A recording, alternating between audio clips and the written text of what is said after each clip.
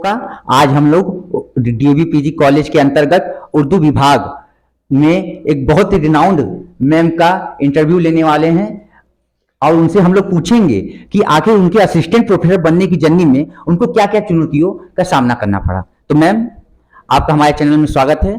तो मैम, आपको क्या क्या चुनौतियों का सामना करना पड़ा उर्दू प्रोफेसर बनने के लिए, कुछ अपना एक्सपीरियंस शेयर करें। उर्दू प्रोफेसर बनने के लिए जो सभी लोगों को चुनौतियों का सामना करना पड़ता है वो मुझे भी करना पड़ा। हाँ, हालांकि उर्दू के साथ ये मुश्किलात हैं कि उर्दू को वो अहमियत अभी नहीं मिल पा रही है जो जिसकी वो मुस्तहिक है, जो उसको मिलनी चाहिए थी। तो उस वक्त मतलब आप उर्दू ज़बान में हो, उस प्रोफेशन में हो और बच्चे कम आते हैं, तो उस वजह से लगता है कि थोड़ा सा इसको और बढ़ना चाहिए, फलने फूलने की ज़रूरत है जिसकी वो मुस्तहिक है। मैम, अगर कोई भी स्टूडेंट डीवीपीजी कॉलेज में आता है तो मैम उसे उर्दू चूज करना चाहिए कि नहीं करना चाहिए, और अगर मैम उसे लैंग्वेज के रूप में उर्दू चूज करना चाहिए तो क्यों करना चाहिए? बिल्कुल करना चाहिए, क्योंकि ये उर्दू हमारी अपनी खुद की ज़बान है, हमारे हिंदुस्तान की ज़बान है, हमारे यहीं पे पली है, बड़ी है और फल फूल रही है। तो हमें उर्दू बिल्कुल पढ़ना चाहिए, क्योंकि ये हमें अपनी मतलब अपनी मिट्टी से जोड़ती है। ये कोई अलग की बैरूनी ज़बान तो है नहीं, हमारे मुल्क की ज़बान है। तो हर बच्चे को जैसे हिंदी सीखना है, संस्कृत सीखना है, तो उसी तरह उर्दू भी अपनी खुद की हिंदुस्तान की ज़बान है, तो हमें हिंदुस्तानी ज़बानें सीखनी चाहिए। मैम, जैसे हिंदी को लेकर ये माना जाता है कि हिंदी की शुरुआत संस्कृत से हुई, फिर उसके बाद डेवलपमेंट होते होते पाली, प्राकृत, अपभ्रंश, फिर हिंदी बना। तो मैम, वैसे ही जो उर्दू का है वो उर्दू की शुरुआत कब हुई थी और कहाँ से हुई थी?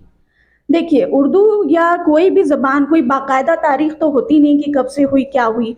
जैसे हिंदी है वैसे उर्दू है। हिंदी उर्दू कोई बहुत अलग ज़बानें हैं नहीं, असल में वो एक ही ज़बान है। और हम ये कह सकते हैं कि जैसे हिंदुस्तानी जो हैं वो अंग्रेज़ों की चालाकियों का शिकार बने, उसी तरह जैसे हिंदू और मुसलमान बट के रह गए, उसी तरह हिंदी और उर्दू के साथ भी सेम सलूक हुआ है।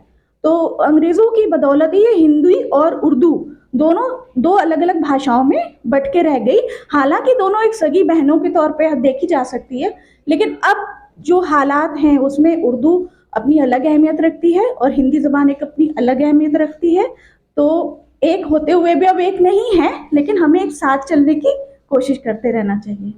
मैम, जैसे कि ये देखा जाता है कि आज हिंदी के अंतर्गत तमाम भाषाएं समाहित हो गई हैं, तो मैम उर्दू को लेकर जो हिंदी में एक तरह से विवाद हमेशा बना रहा है कि उर्दू और हिंदी एकदम अलग अलग भाषाएं हैं, तो क्या मैम कभी भी ऐसा था भी कि उर्दू और हिंदू बिल्कुल ही हिंदी अलग एक भाषा थी और इन सबसे कोई भी सामंजस्य था ही नहीं आपस में?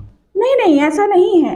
हिंदी और उर्दू मेरे ख्याल से, ये मेरा अपना नज़रिया है, कि बिल्कुल अलग ज़बानें हैं नहीं। हाँ, लिखने में हम लिपि अलग यूज़ करते हैं, रस्मुल ख़त हमारा अलग है, हिंदी वालों का अलग है, और ये एक लंबी बहस है, इसमें बहुत टाइम लगेगा बताने के लिए।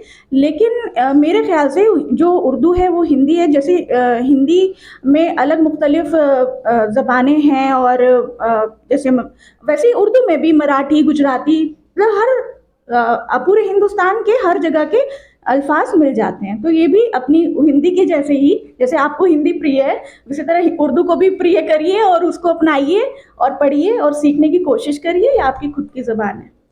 मैम, अब लिखने का कुछ शैली बता दीजिए कि अगर हिंदी के साथ उर्दू ऑप्ट कर लेता है लैंग्वेज के रूप में, तो मैम उसे उर्दू में अच्छा मार्क्स गेन करने के लिए क्या क्या करना पड़ेगा?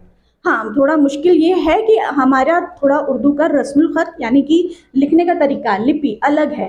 तो जो बच्चे इसको चूज़ करते हैं उनको दिक्कत आ सकती है। तो उनका यही तरीका है कि वो, हम लोग पूरा ध्यान देते हैं, हमारे डिपार्टमेंट में आइए, हम लोग अलग से वक्त निकाल करके उन बच्चों पर मेहनत करते हैं जिनको बिल्कुल नहीं आता। बिल्कुल शुरू से शुरू करते हैं, जैसे ABCD होती है ना, वैसे अलिफ बे से शुरू करते हैं और अपने पास बैठा के छोटे बच्चे की तरह पढ़ाते हैं। तो ज़्यादा मुश्किल नहीं, बस 1-2 महीने में वो अच्छा पढ़ने लिखने लग जाते हैं।